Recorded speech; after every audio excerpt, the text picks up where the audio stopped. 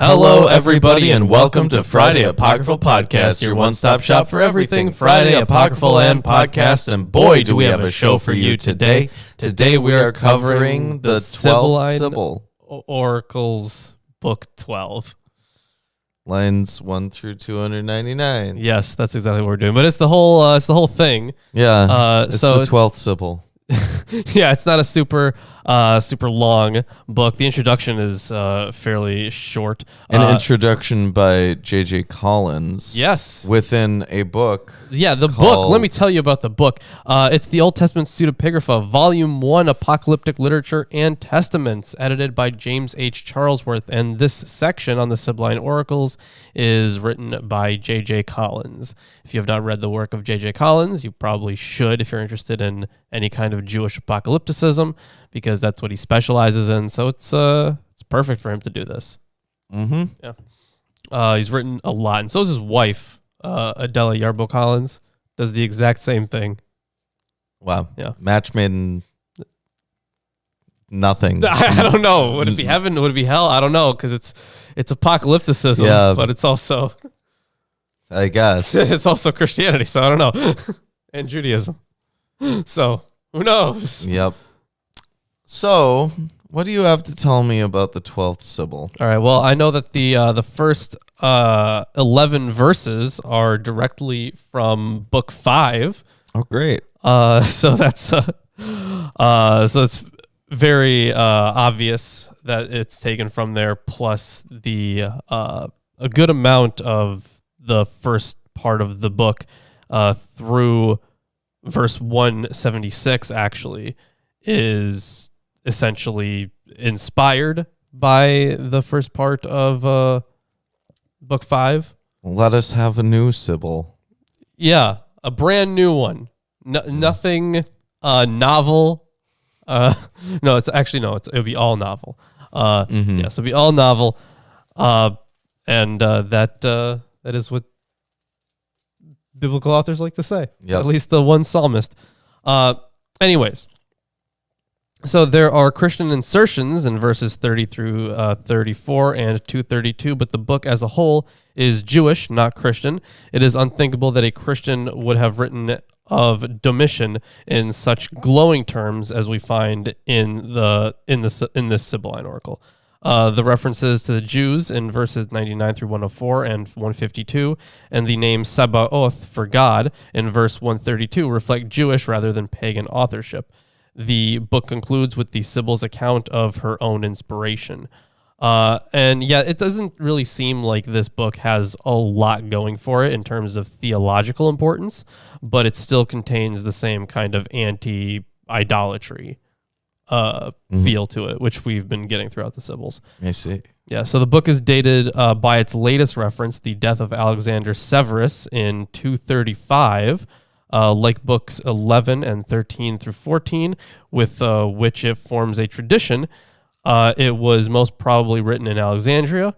Compare the reference to the city of Egypt in verse 42 and to Egypt as the land of splendid fruit in verse 17. The historical interest of the book is considerable as it provides a rare witness to the popular perception of Roman emperors in the eastern provinces. Fact is mixed with legend and error throughout, which... the last Sibyl we read, completely out of order. Yeah. And some of it was just wrong. Right. But either way, yeah, it speaks highly of emperors.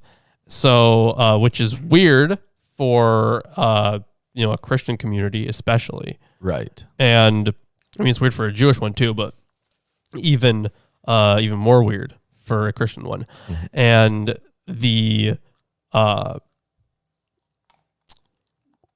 they never really heightened emperors, Christians. They didn't like that, especially one like Domitian, which I think, in my Revelation video, I did argue that Revelation was written during the reign of Domitian, I think that's how I argued it.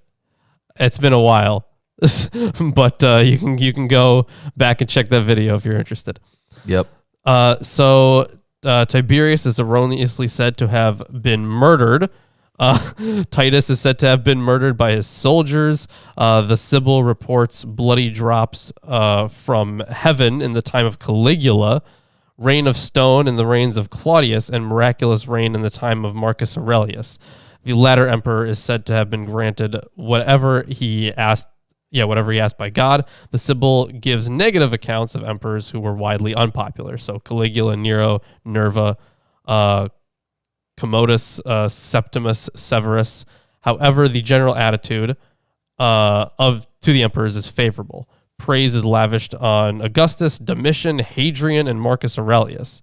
Most significant is the treatment of the emperors who suppressed Jewish revolts. Vespasian is admittedly a destroyer of pious men, but greatest attention is paid to his destruction of Phoenicia and Syria, and these countries are said to be punished for idolatry. So, yeah, lots of emperors will be lifted up in here.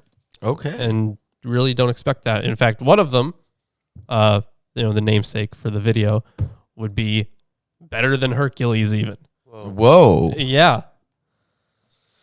Anyways, I can probably hand it off to you. Yep. Let me get that. Ruben, what if your name was Yo? Yo.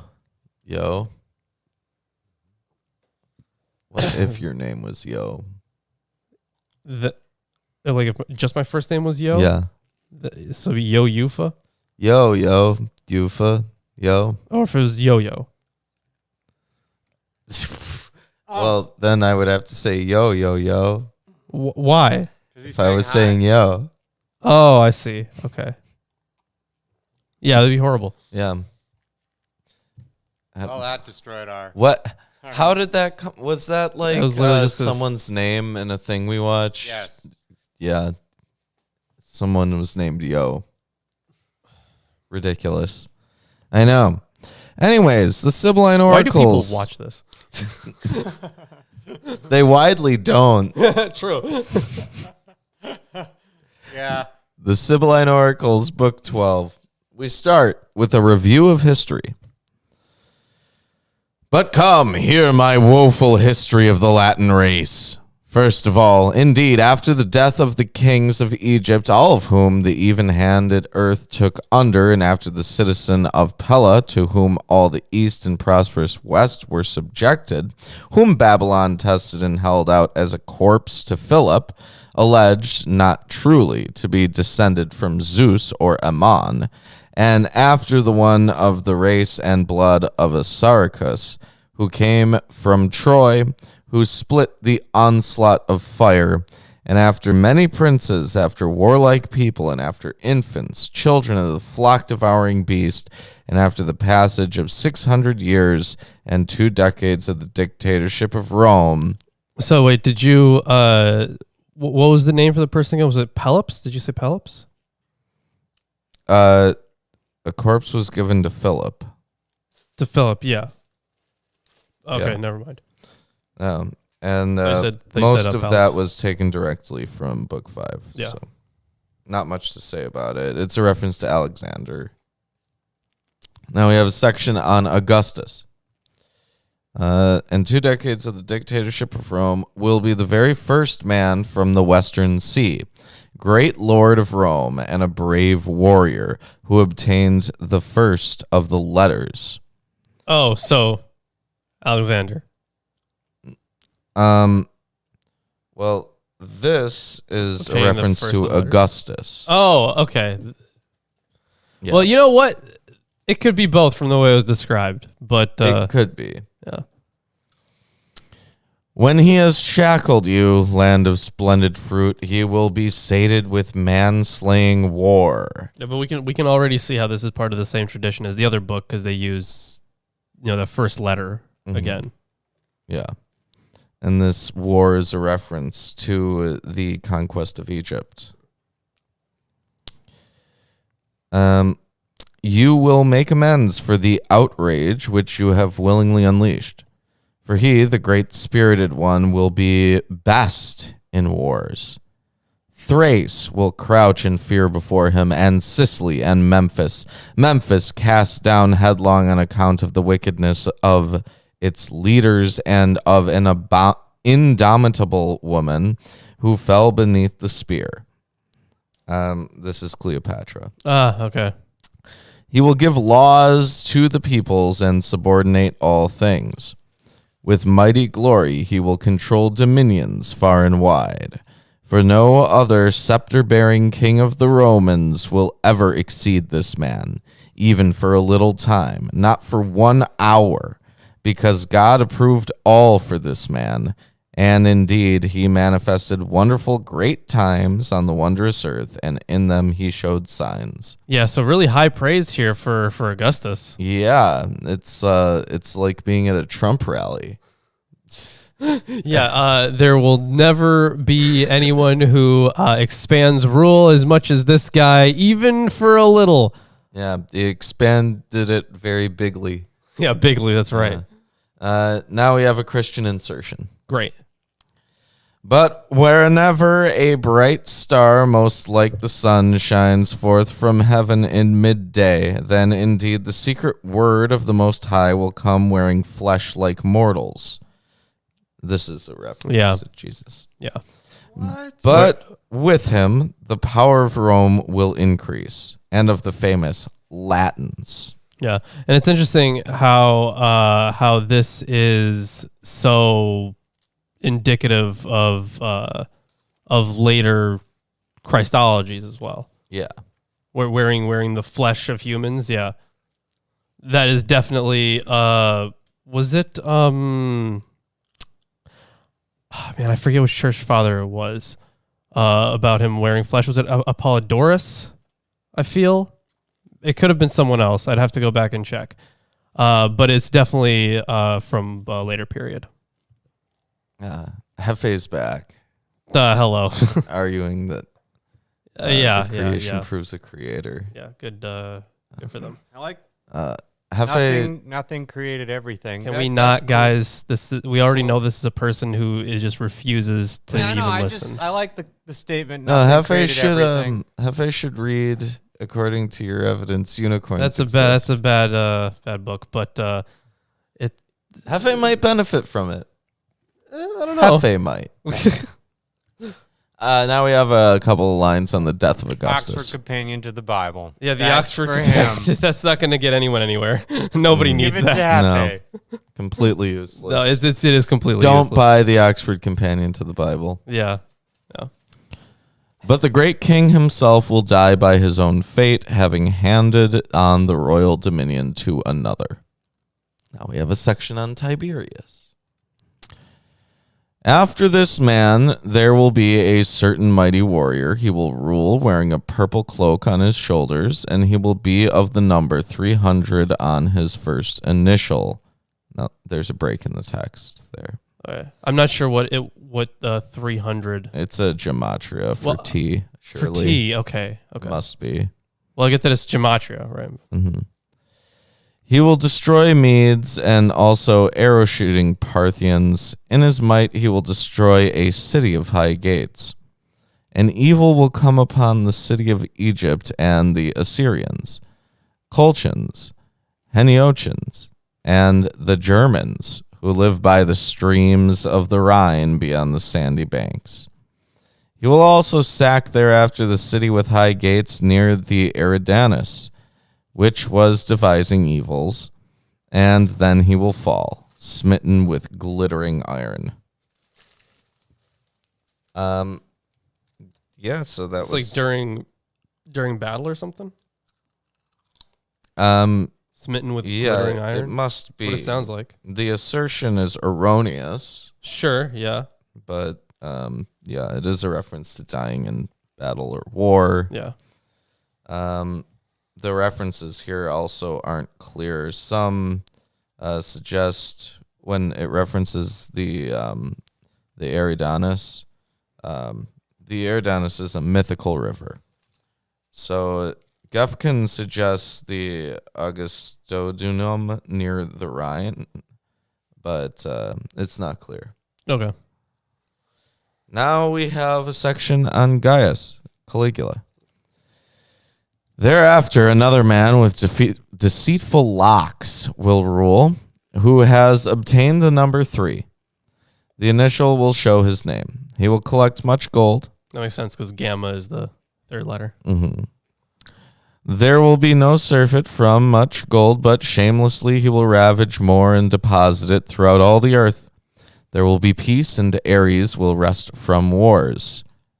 There's a lot of references throughout the oracles to Ares and wars. Yeah, absolutely. And we have references to, at least earlier, we had references to Zeus and Kronos, Right. but they seemed, very, very human-like.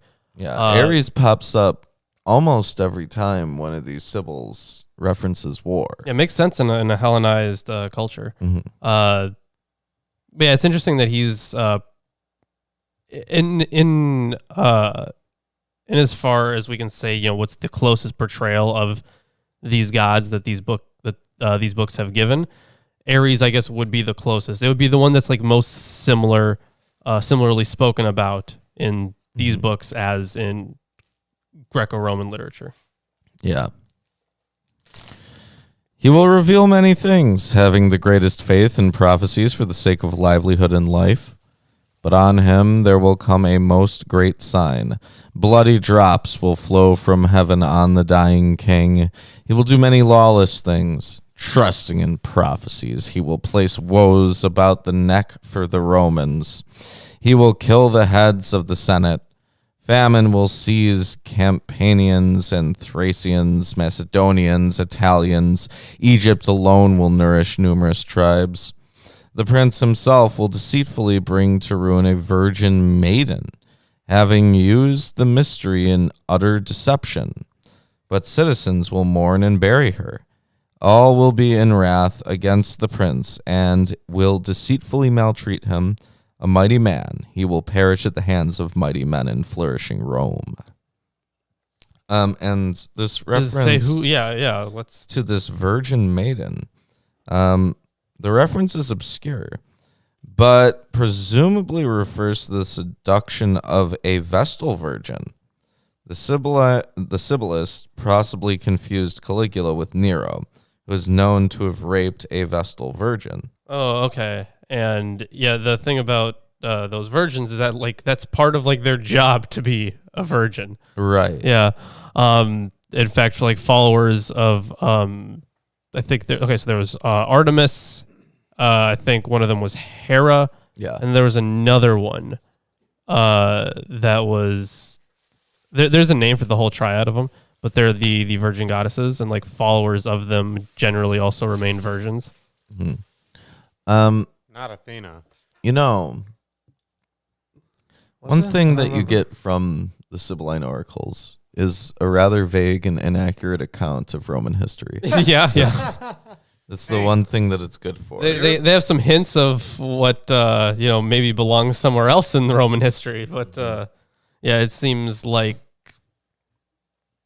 they probably weren't getting this from primary sources. Yeah. Yeah, they were just writing what they had picked up over the years about Roman history. Mm-hmm. Now we have the best emperor, Claudius. Claudius, okay.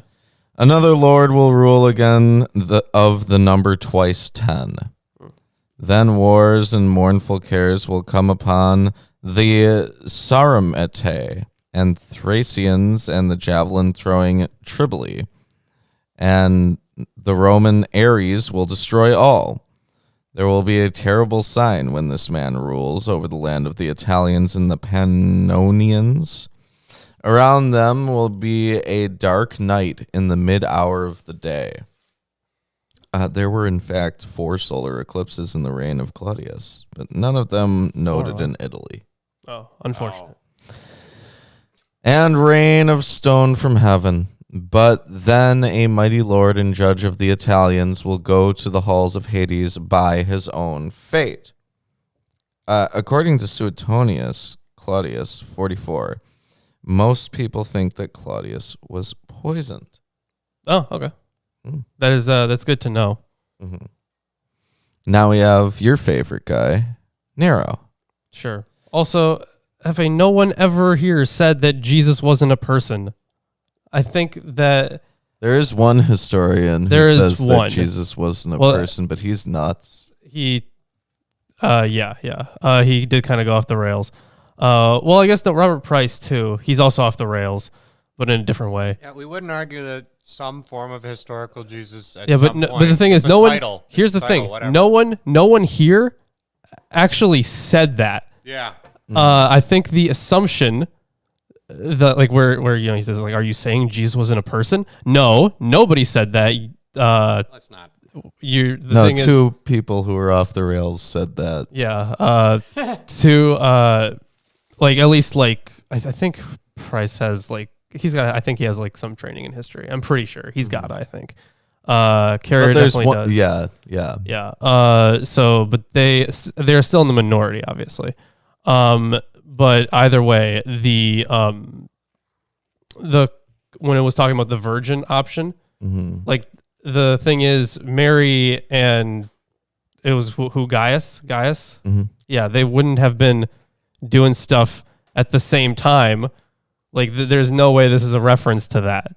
There's no way it's not. So we didn't consider that because it's chronologically impossible. So nobody was saying that. Anyways. Right. So a section on Nero. Another man of the number 50 will come again, terrible and frightful. He will destroy many who are outstanding in wealth from all the cities. A terrible snake, breathing grievous war, who one day will lay hands on his own family and kill them and perform many things, as athlete, charioteer, murderer, one who dares 10,000 things. Oh, that seems like a lot of things. He will also cut the mountain between two seas and will defile it with gore. But he will be destructive to the Italians. Wow. Even when he has disappeared. Making himself equal to God, he will convince a willing people. There will be deep peace when this man rules and quaking of men, cleaving the tide under the Ausonians. He will reach the strange water from the streams of Oceanus. Glancing about him, he will set up many contests for peoples, and he himself will compete as a contestant with voice and lyre, singing a song accompanied by strings. Later, he will flee, abandoning the royal dominion. Perishing wretchedly, he will make amends for what he did. So this is a very common thing. Where they, compete in these kind of showmanship competitions, I guess, and a lot in Greek mythology. They usually this leads to somebody dying as well. Usually to the person that loses. Whoa, what? Yeah, right. Yeah, it happens. Did the winner write the history afterwards? Yeah, the winner wrote the history. Yeah. Huh. That's weird how that works. Yeah, right. No. It's but that's in mythology. A lot of poetry has that as well. But it's interesting that we see that theme here too. Right. Apparently, there is a point in here where it says he will reach the strange water from the streams of Oceanus. It seems to be misplaced. It refers to Claudius's expedition against Britain in the Sibylline Oracle 5. Ausonians is a poetic name for the Italians. Yeah. A lot of not so much in this book so far. Lots of poetic names in general. It seems like I know that. So Olympia and Pisa are often put together. Now they were different places. They were close together, but they were often used synonymously. Like how we're in Milwaukee. Like what? Oh, yeah. We're in Milwaukee. Yeah, right. We're in Milwaukee, yeah. Or like all of Massachusetts is Boston. Yeah, true. All of Massachusetts is Boston. That's just a fact. I don't know what you're talking about. New York? There's no other New York other than the city. Other than New York, yeah. Yeah. Yeah, exactly. So exactly like that, Pisa and Olympia would get changed out in literature all the time because like one would fit the meter better than the other. And I never liked that.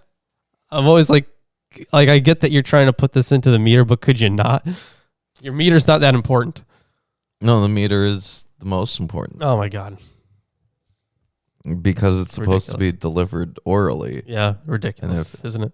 It's like if you But that's the same reason that like Homer would, whoever Homer would have been, the author of the Iliad and the Odyssey, and or the Odyssey. There you go. Would do the exact same thing, but would also change words entirely. Like he would like remove letters, add letters in sometimes, change tenses. Yeah, ridiculous. It's such a pain. It's great. Oh my God. Lawrence, what isn't a pain?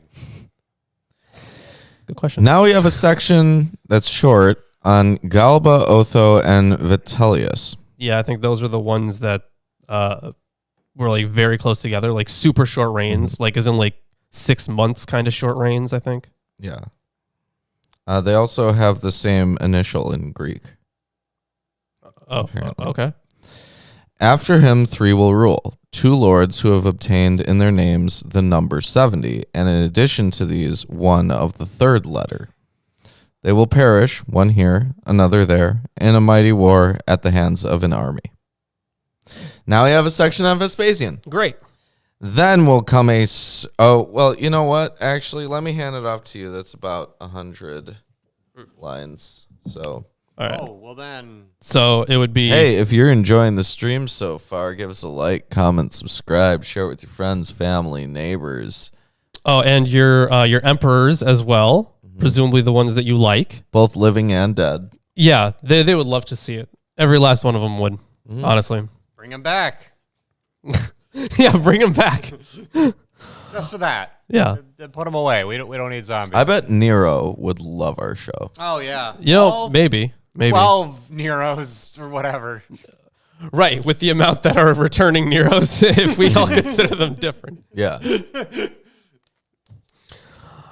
All right, so I guess we're going to go with Vespasian.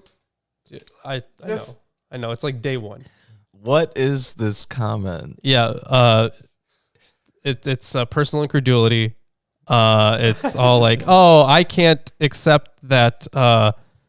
First of all, human mind is good at recognizing patterns, but then the life being plastic to the environment, not the other way around. It's a whole lot of misunderstandings. So. Yeah, it's literally day 1 stuff. 1 million people. Don't, Chris, come on. Just whatever you're planning right now. Don't. We can do this? Yeah. Oh, jeez. And also, if you do that, please don't misspell words. Yeah. Chris is planning something. He's up to something. No, stop. Just don't. No. It's just yes or no. No, just don't. That's stupid, Chris. No. That's just dumb. I just wanted to see what it was. Oh my God. Okay, we have the option to do polls, and Chris was playing around with that. Yes. Okay. Anyways, we need a poll. Vespasian. Should Chris play with the polls? Yeah. No. All right. Let's stop it, Ruben. Before I go nuts. Do the poll. The poll wasn't. It wasn't. Everybody wants the poll. Okay, you can post a poll, but can you at least have it make sense? And also, I feel like there should be a way to change those options, because it just gives you yes or no. Yes, it says add options right but there. There's add option. You can type it in. Can you type it in? Yeah. Can you I'm just click? Gonna try it out now. Can you click on the yes or no? I will. Oh my God. You didn't click on the yes or no. I said I will. No, but you didn't. Oh man, now I can't. No, now you can't because you just posted it. Ah, jeez. Only one poll at a time? What You the hell? you gotta answer the poll, guys. Oh, jeez. 100% of our audience wants more polls. Wow. God damn it. We'll leave that up for now. We'll see how it goes until the end. Next time, if there's enough yeses, I'll have another poll. God, okay. I'm going to continue with Please. Then will come a certain lord, a great destroyer of pious men, a man of mighty spirit, an Ares who wields the spear, who will clearly show an initial 7 times 10, 70. So this is like the fourth or fifth reference to Ares so far in this Sibyl. Yeah. Like, wow. I mean, when you're talking about emperors. Yeah. Because the thing is, the way that stuff worked was they weren't generally around for too long. So they tried to get as much glory as soon as possible.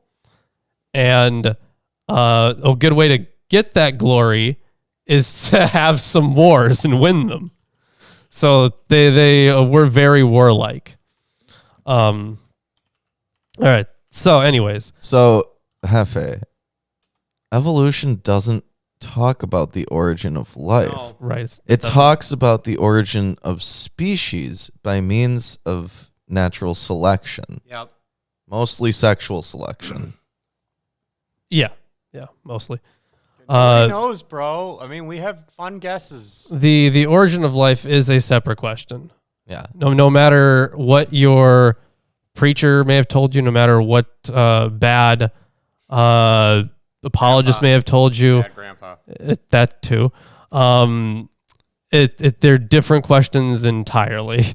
This is nice. Thank you, Man Bear Pig. Oh my God. Let's not get too toxic here. But he is Man Bear Pig, so he could be pretty toxic. That's fair, I think. These are all questions that have been answered and explored by like a million YouTubers.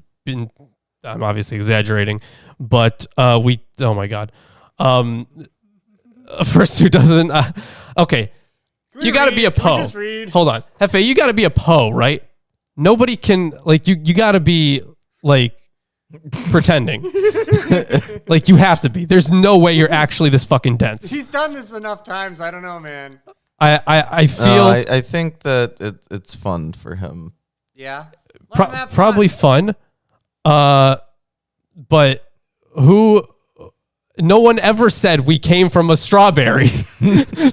Nobody has ever said that. No. You're related to a strawberry. Yeah, you're related to one, but you're not a direct descendant of a strawberry. Evolution indirectly does not say that we come from strawberries. Right, never did. No. But then again, okay, have you ever? Okay, this is a Poe. Have you ever heard of Cabbage Patch Kids? Oh, right. The missing link. Yep. Oh my God. If you look at the chart, you'll notice it branches off and they don't reconnect. So like we're not related to strawberries like at all, pretty much. We don't share anything. I'm related to my cousins. I didn't come from my cousins. Yeah. Like this isn't hard to understand. This show isn't. Look, this is coming from kinds of things. Remember, right? Kinds. Yeah. Right. So yeah. we're never gonna compare apples to orangutans. Right, yeah. The orangutans can eat the apple. Yeah, if your only understanding of biology is kinds, then yeah, I guess there's no... It's not going to compute. No. Read a book. Anyways, so... Books won't help if you've got preconceived notions. Depending on the book, but yeah, no. No, I mean, literally look up, like, I'm sure there's a college somewhere that has, like, an introductory evolution course that has a textbook listed. Yeah. So just buy the textbook, read it. Yeah, any of them.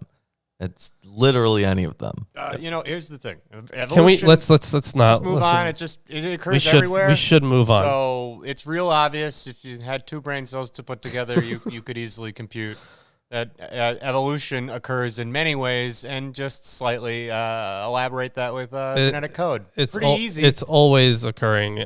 Yeah. And it's the... I don't feel like talking about it. Yeah, I also don't feel like talking about it, especially since the last time we gave you like at least 3 different examples. Yep. And you just closed your ears and went, no, la, la, la, la, la, and then nothing went through. This is why this is not a person that actually can be spoken to, because Hefe doesn't care. Yeah. This is the kind of person that doesn't actually give a shit whether their beliefs are true, and they don't even really want to talk about it. Hefe, I want you to submit a Lawrence diss track. Yes, please do. Milwaukee Atheists at I gmail.com. will accept that. Yes. you. Submit a Lawrence diss track. I am Lawrence. So please submit a diss track. I would love that. Yeah, that does clarify things because people might not know you're Lawrence. Oh, I can name a whole bunch of evolving animals. Humans, giraffes. Name an animal that doesn't evolve. Yeah, name one. Good luck. Name one that All right, doesn't moving evolve. Yeah, there you go. Anyways.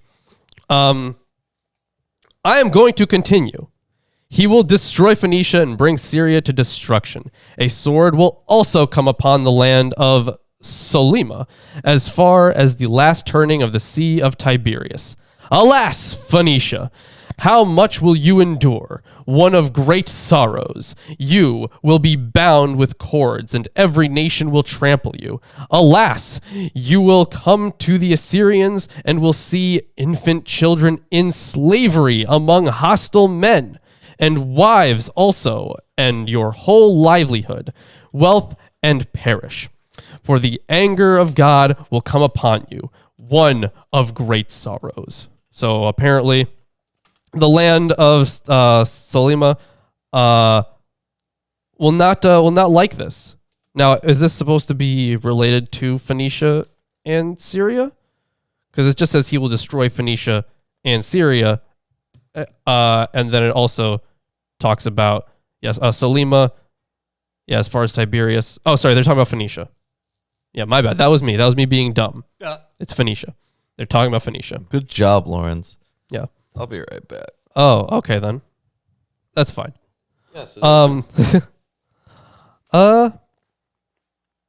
Yeah, reading comprehension. I have it. Thank you. For the anger of God will come upon you, one of great sorrows, because they did not keep his law, but served all idols with disgraceful devices. There will be many wars, battles, and slaughters, famines and pestilence, and upheavals of cities. At the end of life, a noble, great-spirited king, excellent himself, will fall by compulsion of the army. And this looks to be, So, hold on. It says here, will fall by compulsion of the army. I guess it sounds like it could be an assassination, but it at least this is one of the interpretations as presented about Vespasian here, that they're saying that he was assassinated, but I'm getting more from it, not that he was assassinated, but that like this could be referencing a different army, that he just died in battle, not that he was assassinated necessarily. But either way, Vespasian was not, in fact, assassinated. That's the only note we get. But I don't actually know how Vespasian died. So I'm not too sure. But it doesn't sound like they're saying he was assassinated from the text. So I don't know why Collins had to say that he was not, in fact, assassinated. Because it doesn't sound like he was assassinated. It was the style of assassination at the time. I don't know, maybe. Just implied. Oh, maybe he was, put to death by what's it called? Firing squad. Yeah. It wouldn't actually be firing squad, but Arrows. Yeah. Hail of arrows. There you go. Very. Anyways, next section on Titus. Thereafter, 2 other princes will rule, loving the memory of their father, the great king, winning much glory among spear-wielding warriors. One man of these will be a noble lord. He will have the name of 300, but he will fall by deceit, stretched out, even among the ranks, smitten on the soil of Rome with double-edged bronze. So someone tricked him and killed him? Is that what that is? That's what it sounds like. Oh, this is incorrect. Titus died of fever. Oh, no. Incredible. Oh my gosh. Welcome back, Ruben. Well, you see, that's because it's an inspired text. Right, and right. It's actually talking about the future. Right, it's from an oracle. I mean, you can't really argue with that, right? How could you argue with an oracle? Nope, no chance. Also, after this is on this next section on Domitian now. Be a better oracle? Finally. Better one. Well, you said that Domitian was an important piece of Right, yeah. Yeah, they had, looks like an exalted view of him. And it even starts out that way. Also after him, a certain man, a mighty warrior with an initial 4, will rule a great kingdom, whom all mortals will love throughout the boundless earth. Then there will be respite from war throughout the world, from west to east. All will serve this man willingly, not by compulsion. I feel like whoa. I feel like doth thou protest too much? That's a little too much. Yeah. You're gonna like this stream willingly. Yep. Without Willingly. compulsion. Nope, no compulsion here. We are not forcing you to like the stream. However, But you're going to. You're going to do it willingly. If you don't, we're just not going to continue, and we're going to keep talking about how compelled you were. Someone liked it. Well, There thank you go. good enough. Yeah, perfect. Awesome. All right. Continuing on here. Willingly, not by compulsion. And cities will spontaneously be subject or subordinate. Yep, not by compulsion at all. Not by compulsion. Just do it or you're subordinate. Yeah. Spontaneous. Yeah. Just be a sycophant. Just give up your autonomy willingly. It's fine. Yeah. Or else. Or else. For heavenly Without Sabaoth. compulsion. There we go. Heavenly Sabaoth. Yeah. The imperishable God who dwells in the sky will especially confer glory on him. Then famine will diminish Pannonia and all the Celtic land, and will destroy them on top of each other. The Assyrians, whom the Orontes floods, the Orontes River. Yeah, that's that's like right. That's near-ish to Israel and I guess Syria, I suppose. I think it'd be Syria, right? Mm-hmm. If I'm getting my geography right. Roundabout. Yeah. I'm terrible at geography. Don't ask me. Right. I think it's like I just. think you're right. I am okay at geography. Yeah, I think it's in partially, at least in modern day Saudi Arabia. Maybe it goes that far. Man, I took this class on Tibetan Buddhism, and all the Tibetan Buddhism stuff I was totally great with. But the professor decided to include questions about Tibetan geography and even required like pointing out where things were on a map of Tibet. And that's what fucked me in that class. You know, I feel like sometimes it is useful to see like the progression of, where people are going, where they're spreading their, word, I suppose. That is sometimes useful to do, I think. But like, did you get like questions about the geography on like tests and quizzes and shit? Yeah. That's horrible. Yeah. That's dog shit. That stuff's not important. The first test, literally like a third of the test was just geography questions. Incredible. That's nuts. Hello, Matthew. Good to see you. Hi, buddy. All right. Continuing on here. The Assyrians, whom the Orontes floods, will have buildings and embellishment and anything that may seem greater. These the great king will love, and he will cherish them beyond the other citizens. But he himself will receive a great wound in the middle of his breast at the end of life, taken deceitfully by a companion. Within the wondrous great palace of the kingdom, he will fall slain. After him, he will be a lord. This sounds like Caesar. Yeah. And what's his fucking name? The guy who fucking killed him. Brutus. There we are. Yes.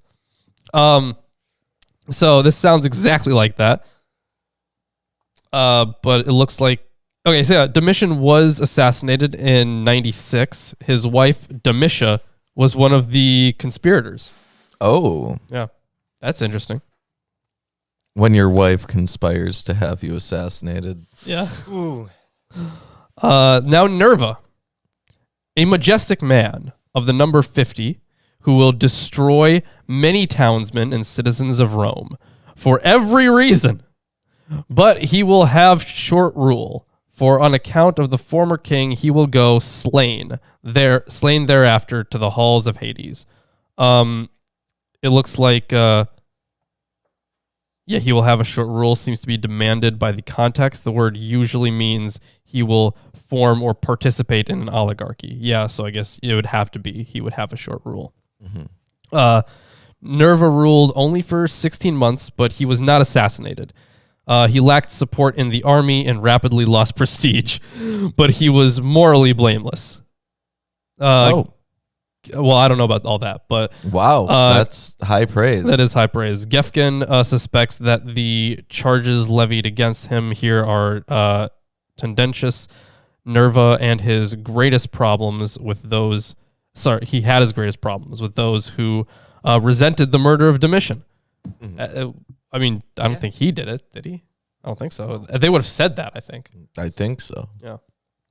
Anyways, he's going to rule for a short time and go to the halls of Hades. And now Trajan. Let's go. Then immediately there will be another king and mighty warrior who has obtained the marked initial of 300. He will rule and ravage the diverse land of the Thracians and the Germans who inhabit the savage extremities of the Rhine, and the arrow-shooting Iberians. Immediately, another very great evil will come upon the Jews and Phoenicia after these things. And Phoenicia after these things will drink torrential slaughter. Oh. Wow. So looks like the Jewish revolt in the diaspora in 115 CE. Yeah, so again, the Sibylline touches lightly on the unpleasant chapters in Jewish-Roman relations and stresses the destruction in Phoenicia and Syria. But yeah, we'll drink torrential slaughter. That's pretty nuts. The walls of the Assyrians will fall with many warriors. Again, a spirit-destroying man will destroy these. Thereafter will be the threats of the powerful God, earthquakes and great famines throughout the whole earth, and snowstorms out of season and fierce thunderbolts.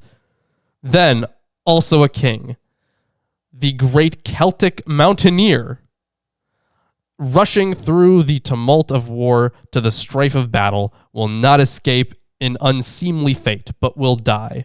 Foreign dust, which has the name of a Nemean flower, will cover him, a corpse.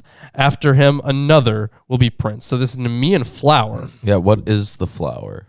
The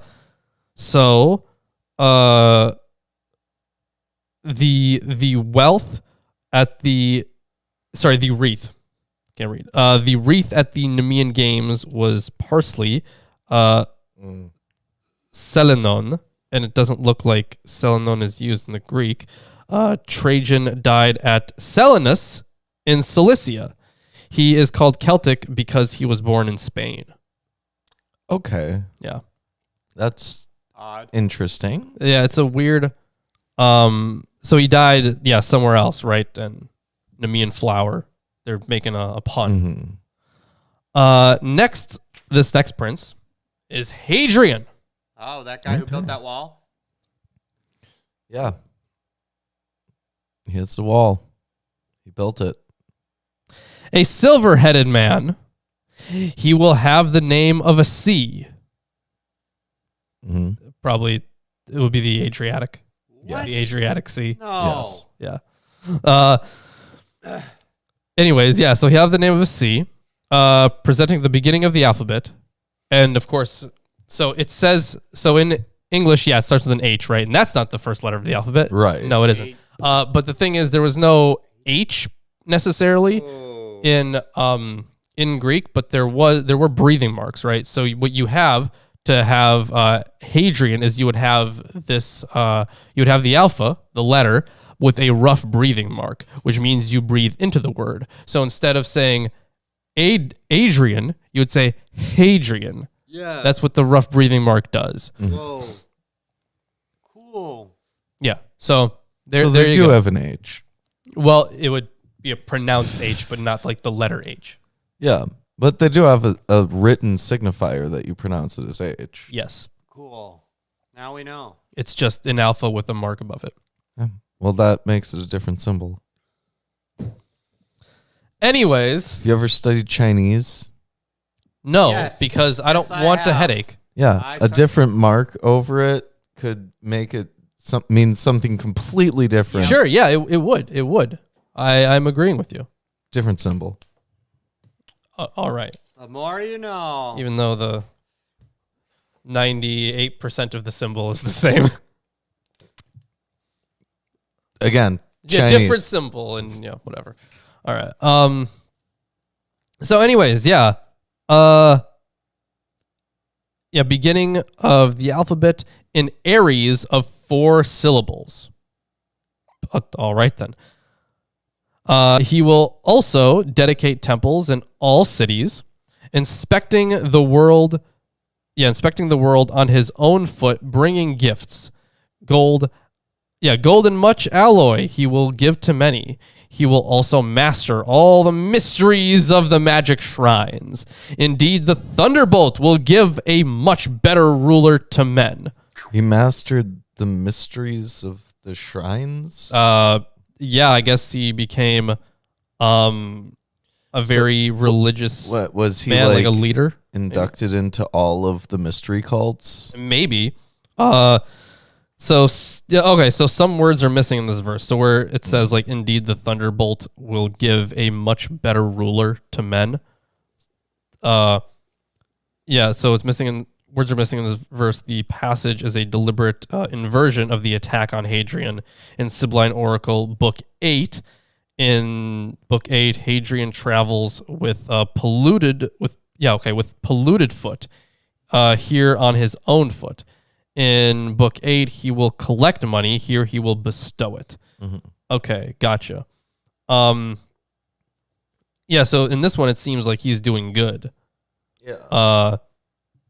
But then it says that, Thunderbolt will give a much better ruler to men. Saying that makes it sound like he's not very good. Well, maybe he's just okay. I guess. Like, it looks like he's trying to do good. He's very accomplished. Like, he tries, and it's like, oh, that's. But Nice that's try, the only Hadrian. one though. That's the only verse that says that. So definitely those missing words might change it, because maybe one of those missing words is like not or something. Mhm. So anyways, there will be a long peace with this prince. There will be long peace when this prince will be. He will also be a singer of splendid voice, sharer in lawful things, and a just legislator. He will fall undone by his own fate. Oof. All right, now this next section is on the Antonines. After him, 3 will rule, but the 3rd will come to power later in life, containing 3 decades. But another prince will rule again of the 1st unit. After him, another lord of 7 decades. So, a few notes here. So in Sibylline Oracle 5, the 3rd is Marcus Aurelius. The other 2 are Antonius Pius and Lucius Verus. Hadrian had no children, but he adopted Antonius. Antonius in turn adopted Marcus Aurelius and Lucius Verus. However, in Book 11, the 3rd is apparently Lucius, because L is 30. Although the reference is not appropriate since he was 10 years younger than Marcus Aurelius. So the one of the first unit here seems to be Antonius Pius, and then the one of the 7 decades would be Verus, because V is 70 and 7 decades. Mm-hmm. So now they're switching over to decades instead of just the number. Right. Yeah, which is interesting turn. I Right. don't really know why they would have had to do that. I don't know. It could be like an age veneration thing for Aurelius. Maybe. Yeah. Because the 3rd will come to power late in life. So they will have noble names. They will destroy much spotted men. Much spotted men. What? Don't you wish You were a much spotted man. No? Just not me particularly. then? Okay. They will destroy much spotted men, Britons and Moors, great Dacians and Arabs. But whenever the youngest of these perishes, then indeed terrible Ares will come upon Parthia. Yeah, will come upon Parthia again, who formerly wounded it, and will finally utterly destroy it. Then also the prince himself will be felled by a deceitful beast while exercising his hands. This is the alleged cause of death. So a note here on his death looks like he's, I don't know, playing with a lion or some shit. I don't know. So he's having fun. It looks like wait, where's the note here? Oh, okay, got it. So Avidius proclaimed himself emperor in 175, but was assassinated 3 months later. The reference to the beast, of course, is legendary. Legendary or just bullshit? I don't know. But I guess when they say this is the alleged cause of death, then yeah, I guess it would make more sense if it were legendary. Because the other ones were just stated like facts. Gotcha. Yeah. Right. Next section here on Marcus Aurelius. After him, another man will rule, who knows many wise things, with the name of the first powerful king of the first unit. He will be good and great, a mighty man. He will accomplish many things for the great Latins, for the sake of his father's memory. He will immediately decorate the walls of Rome with gold and silver and ivory, going in the marketplaces and temples with strong light. One day, also, a most terrible wound will spring up for the Romans in wars. He will utterly destroy the entire land of the Germans whenever the great sign of God appears from heaven and saves bronze-helmeted men who are being worn out on account of the piety of the king. So would they be the bronze-helmeted ones? No, they wouldn't be. Germans. No, the Germans would be. Weird that they bring up Germany. Well, it's not Germany. I get it. Like it's the Germanic people. Yeah, the land then. Yeah. Yeah. So he'll utterly destroy them. Oh. Okay. Never mind. That is not an important note at all. Nice. Thank you. Oh. Wow. So continuing on here. It's literally just a textual note with where like a one letter was changed. Right. Like that does change the meaning technically. Mm-hmm. But yeah, I didn't care about that. Anyways, yeah, on account of the piety of the king, for the heavenly God will indeed hearken to him in everything. At his prayer he will shower rainwater out of season. But when those things of which I spoke are completed, then also the famous kingdom of the great pious prince will fall with the revolving years. There they are again. We've returned to revolving years. Oh. Yeah. At the end of his life, having displayed his son rising to kingship, he will die by his own fate. So yeah, he's got a lot of godly favor, which would be like would an author like this, if they were a Jewish author, is this one of the editions? Because that seems so weird. The other ones are described as great, right? This one has like a direct line to God. Right. It looks like this is not one of the editions. But we are coming to that. Huge Marcus Aurelius fans. They read Meditations. Yeah, right. Oh man, I'm gonna be a Stoic now. Yeah, right. Are you stoked to be that's stoic? simple. I don't think you would be. Yeah. Yeah. Anyways, I'm gonna hand it off to you here. We're on Commodus. I don't know, but there you go.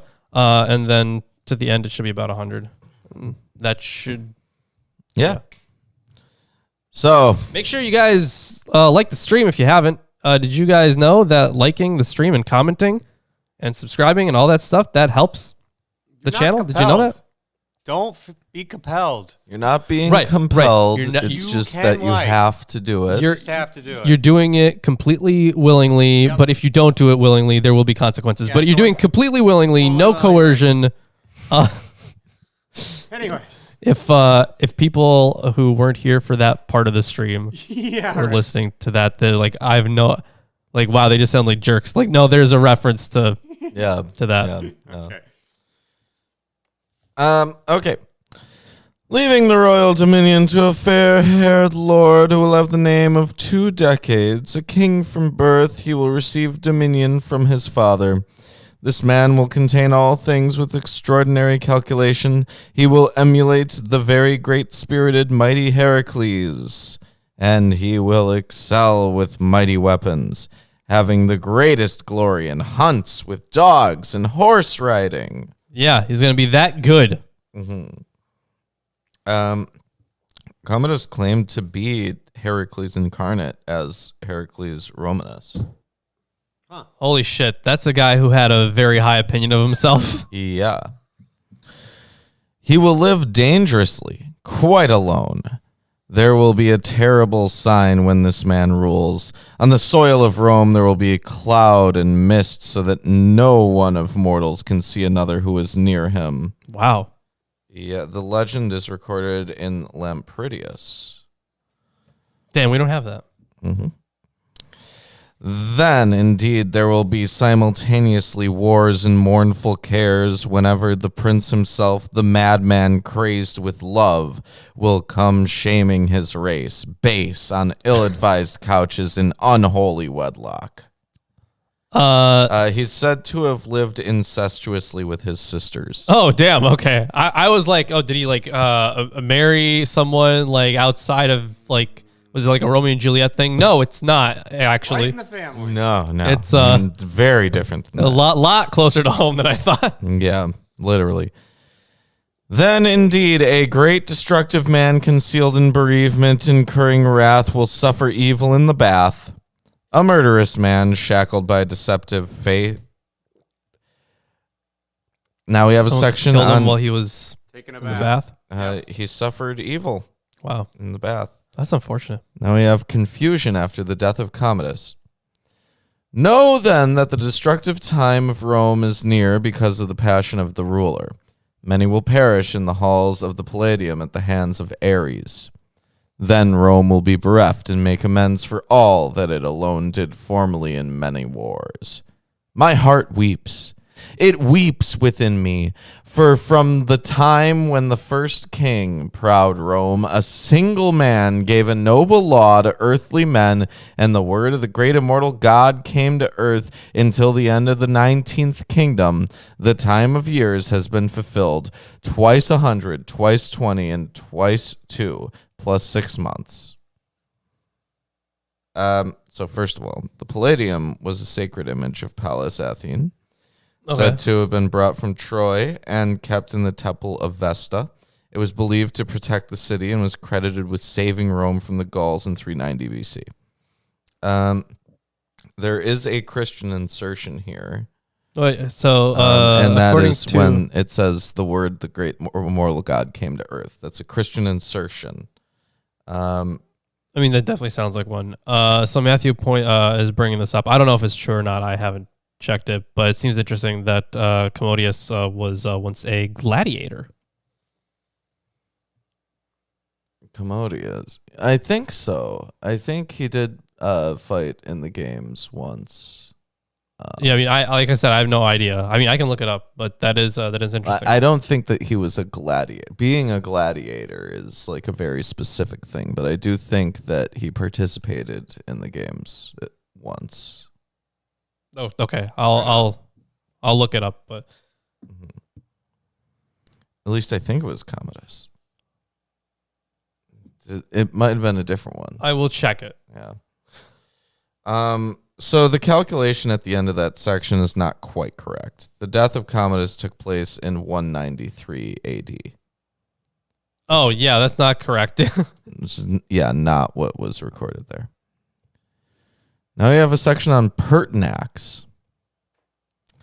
Then the 20th king will bereave the race, because in his dwelling he will shed his blood, smitten with a sharp bronze sword, having an initial of the number 80, which shows his name and grievous old age.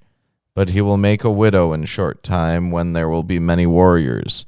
Oh, yeah, apparently he was, with his performing as a gladiator in the Colosseum. Oh. Yeah. I see. It was a way to, like, embolden himself. Yeah.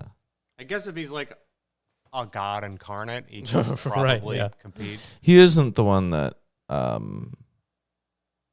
Narcissus was under, was he? Dude, I have no idea.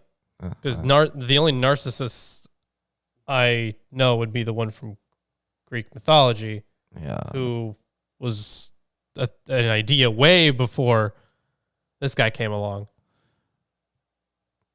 I seem to recall something about the guy who trained him to compete in the games. Oh, okay.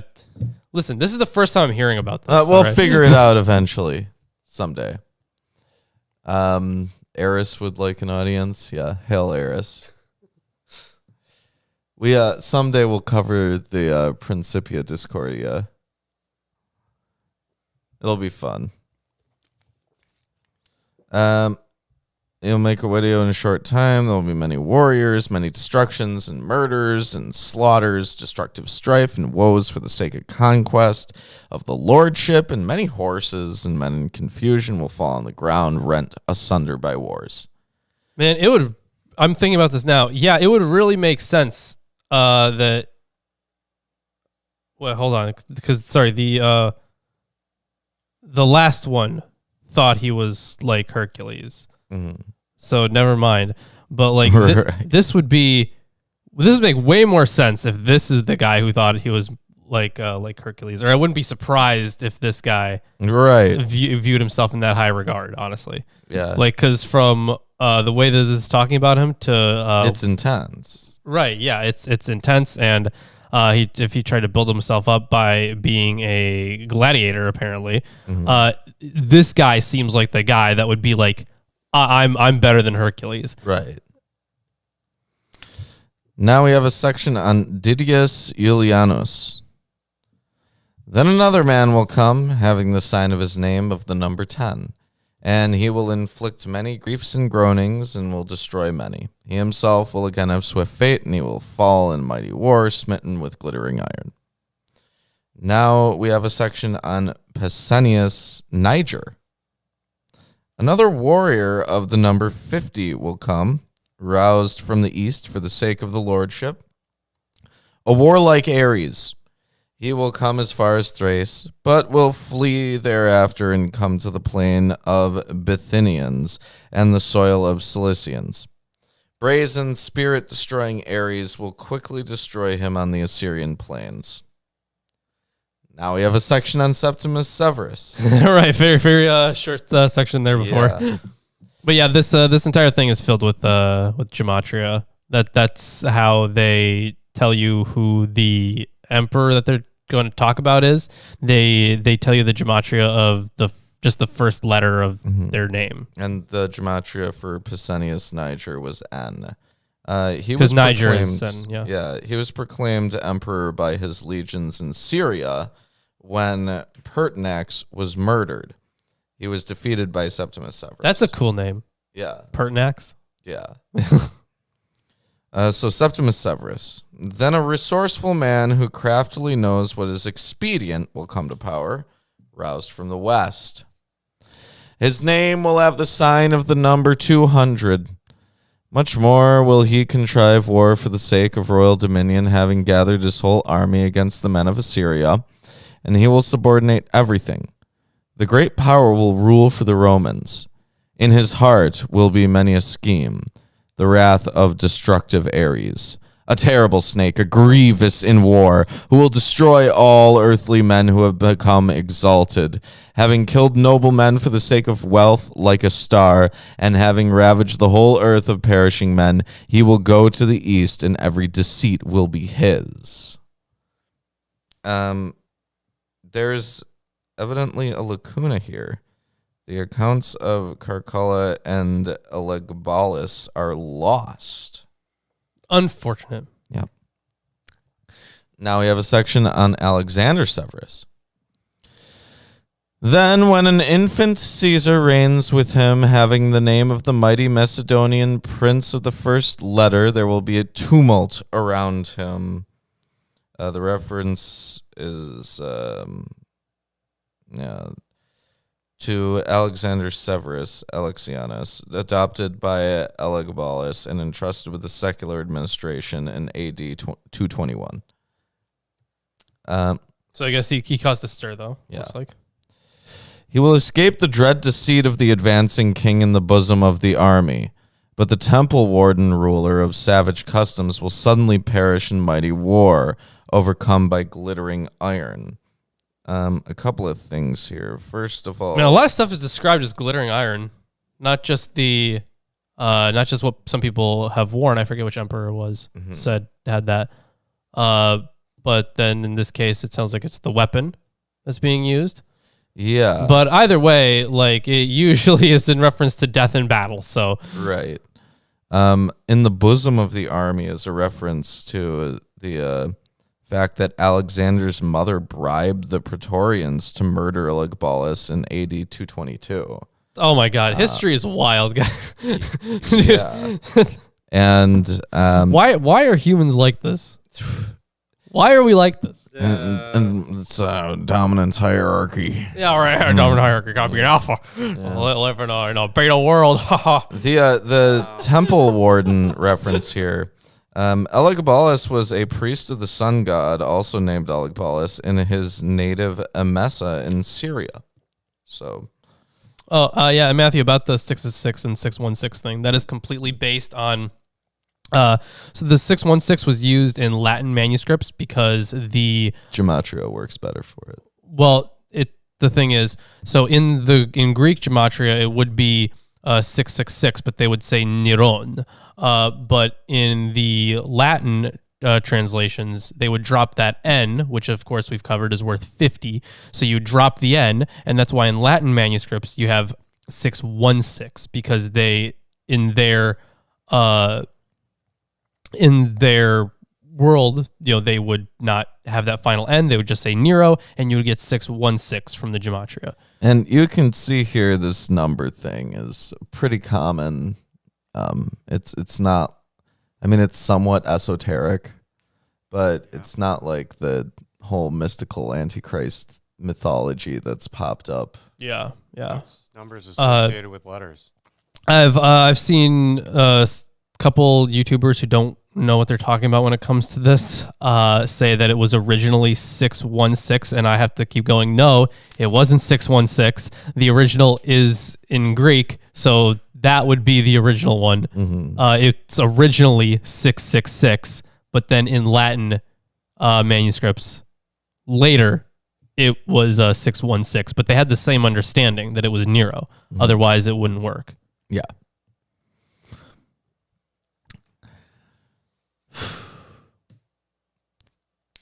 Even when he is dead, the people will rend him in pieces. Then indeed the king of the Persians will rise up, missing text, a Roman Ares, missing text, a Roman prince. Those lines are hopelessly fragmentary. Yep. Yeah, sounds like it. Phrygia of many flocks will also groan with earthquakes. Alas, Laodicea, alas, wretched Hierapolis, for you first did the yawning earth receive missing text. Lots of missing text. Wow. Yeah. No wonder. Maybe just like the rest of the book is gone, and that's why it just ends here.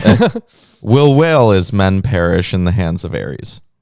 But an evil fate of men will come upon you. But then, as he hastens through the eastern route to see Italy, he will fall by glittering iron, stripped, having aroused hatred because of his mother. Alexander and his mother were murdered in AD 235. Oh, unfortunate for them. Now we have the final section. Conclusion. For there are all sorts of seasons, and each contains something different. Missing text. Right, of course, yeah. But not all know it at once. For not all things belong to all. Only those who honor God and forget idols will have joy. But now, Prince of the world, King of every kingdom, immortal one without falsehood, for you placed an ambrosial voice in my heart, stop my speech, for I do not know what I say. For it is you who utter everything in me. Let me rest a little and grant a pleasant refrain of my heart. For my heart within is wearied of oracular words, proclaiming royal dominions. And that is the end of the 12th Sibyl. What do you think of the 12th Sibyl? It's very different. It is. It seems to be the same kind of continuation of the 11th Sibyl. Somewhat, but this Sibyl is almost entirely focused on Roman history. Oh yeah, absolutely, and also more coherent. Yeah, true, and it gets stuff wrong as well a good amount of the time, as is tradition. And it borrows bits and pieces from other Sibyls. Like Sibyl 5. Right, yep. Or it used Sibyl 5 as a source or something.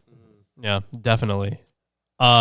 So it would make sense, right? Because so you would have like this one tradition of Sibyls, and then you would have this other author coming in and viewing some of these and then kind of going off and making their own. What do you need? Well, here you go. Kind of making their own Sibyl literature, I suppose. So when it would make sense why, in another tradition, like there's a whole book that's copied, right? Mm-hmm. Or why in that same tradition there would be entire sections that are like I can't talk. They're just mixed up together to make book 9, I believe. That was the one that was kind of the mishmash of them. So that would make sense. I suspect that the original version was very different. First of all, it wouldn't have the Christian insertions. Sure, yeah. But second of all, there's something weird going on with this Sibyl. It starts with a review of history. Right? It says, "But come, hear my woeful history of the Latin race." Other Sibyls, in fact, a lot of literature like this starts with an invocation of the muse, right? Yeah, but except the Sibyls haven't generally started with invocations. Well, a lot of them have. Some of them did. And it's clear that this Sibyl is based off of previous Sibyls, but when it has its conclusion, there are conclusions in other Sibyls which operate basically the same way. It's like, okay, I'm done now. Thanks, God. Stop it. Yeah. These aren't my words. These are God's words, right? But it's strange because usually that's like a bookending thing. Whereas you would have the bookend at the beginning, which would be an invocation of the muse, right? And obviously the author is like well-versed in the literature because they make direct quotations and references. In fact, it starts with direct quotations until it gets into the section on Augustus. Right. So but the thing is, you have to remember how much stuff they're actually getting wrong too. Right. So it's unlikely that they're legit, that they just have a source. This person is obviously pretty well educated, but they would obviously be aware source. of like the formulaic features of this kind of literature. Yeah. And so it's strange that there are features that are missing that whereas it really is strange to me that there's a bookend at the end, but not at the beginning. That most of these, which have one, because the bookend would really be the introduction. That well, that's unfortunate. So the bookend would still be the introduction where they're going to say like, this is the history or whatever. Yeah, but usually it would be something like, the Lord has put these words into my mouth that I might deliver them unto you. Yada, yada. Here it just starts with a quote from the Fifth Sibyl. Well, the thing is, it's not even presented as a quote, right? It's not. It's presented as a separate book, and it's just plagiarizing, right? Yeah, right. Amazing. and they're just kind of using it as part of theirs. Like, it's not a quotation, in the same way we would quote something.